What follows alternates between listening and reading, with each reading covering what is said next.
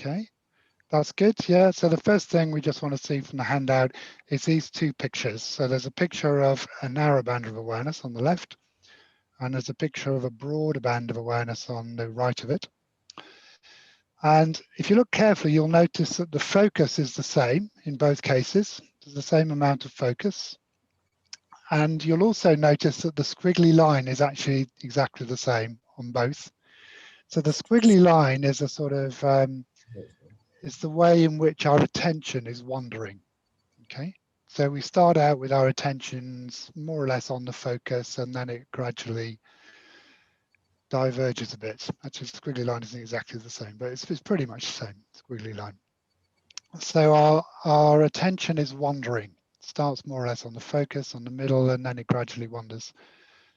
But you'll see on the left-hand picture, the line kind of leaves the broad awareness, you know, so we've got a certain breadth of awareness. It's not that great, but we've got a certain amount of breadth of awareness, but our attention has wandered outside of that. And this is when we get distracted. So this is when the band of awareness is relatively narrow. As our attention moves and wanders, it drops out and we lose the continuity of practice. So you may well have experienced that you you've kind of lost the connection with the practice until something brings you back, which is sometimes that's like when the next bell goes for the next stage and you go, oh, don't know where I was, lost it, you know, right, here we go, back again. So that's when your attention has wandered so far that it's no longer contained within the breadth of your awareness. In contrast, on the right-hand side, we see there's more breadth. So that's just to say there's a broader band of awareness. And there's a very, it's not even a parallel, the visual awareness exercise we did is an example of this. In a way, it's a very straightforward example because we have a visual center, but we also have a peripheral vision. And when something comes into vision, it's somewhere within our whole field of vision. It's not necessarily at the middle, but we'll notice it until it leaves our visual field. If we're really, really, really focused on the one thing in the middle, then we can almost sort of block out the rest of our visual field. So maybe we wouldn't notice something coming into it. Similarly, if we can have a broad, well, I'm using the phrase band, a broad band of awareness, then it's possible for the attention to wander within that without us actually losing the continuity of practice, the thread of practice. So that's the idea in a nutshell.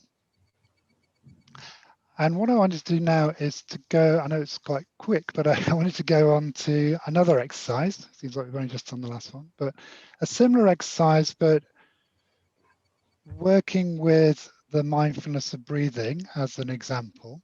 So this is going to be more on the sense faculty of touch. It's the sense faculty by which we're able to discern the experience of the body breathing. Touch, temperature, texture, that sort of thing. And we'll be doing a similar sort of exercise on the band of awareness. Okay. So I'd like to invite you now to reconnect with your meditation posture. So something that's kind of poised and balanced. So it's not sort of upright in a rigid way, but it's not slumped either. It's a sort of middle way between the two.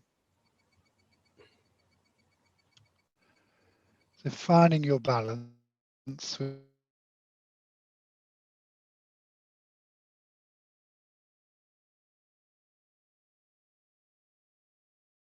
a center of attention where you can feel the breath. So I'm going to choose where the breath first enters the body on the tip of my nose. So it's like the fourth stage of the practice. Doesn't have to be that point, but choose a particular point.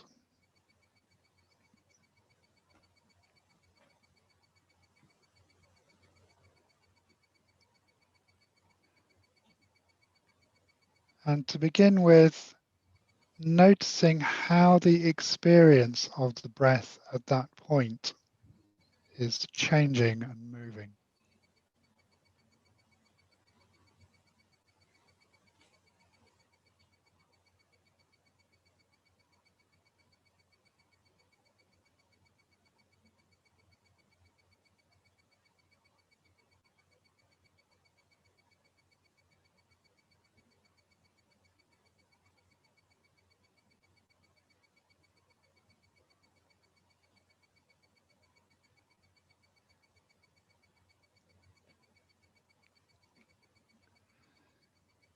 And now, slightly different thing to notice. Notice how settled the center of attention is.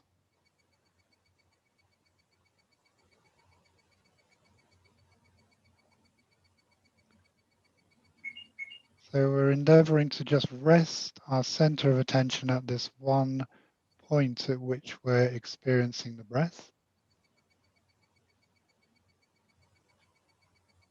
And just noticing how still, how settled, how stable that center of attention is.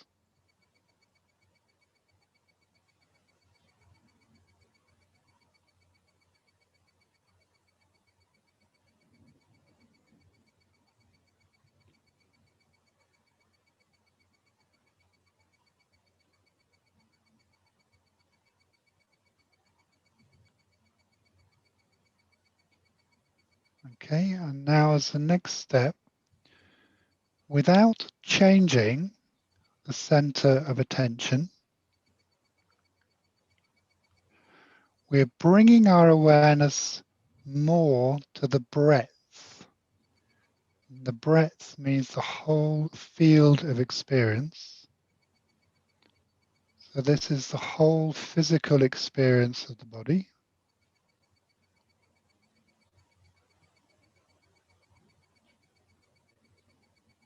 And it's whatever is going on in the mind. So the body's going to have a feeling tone to it.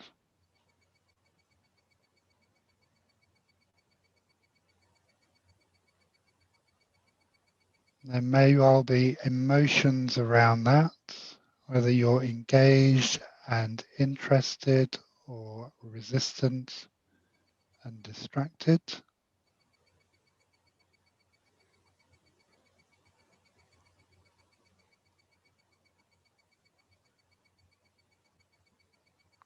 And there may also be images or thoughts occurring, arising, changing, ceasing, all within this broad field of awareness. So we're endeavoring to stay centered at the center of attention at this particular point, and then relax into this broad awareness that's centered on that point.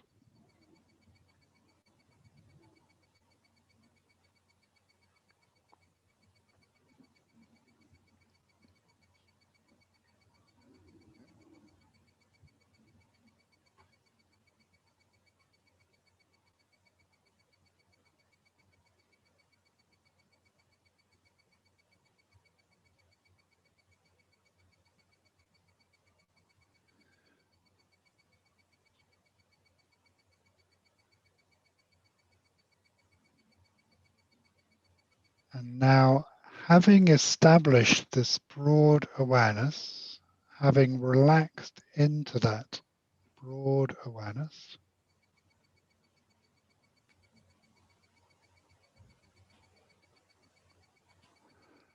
from that broad awareness, noticing any movement in the center of attention. Yeah. So the choice is to place the center of attention in this one particular spot, say on the tip of the nose. That's my reference, but where is it actually? What is actually central or or most prominent in attention? Is that still and settled, stable, or is that moving and changing?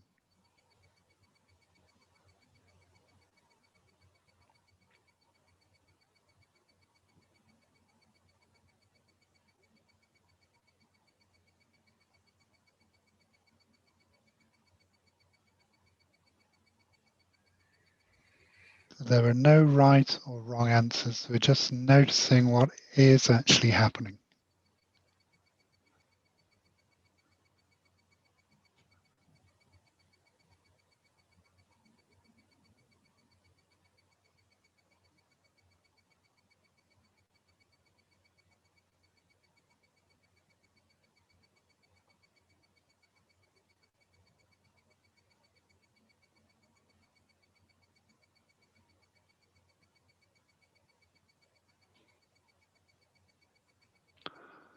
Okay, and gradually bringing this little exercise to a close. In your own time, opening your eyes, rejoining this strange collective space that we're in on Zoom.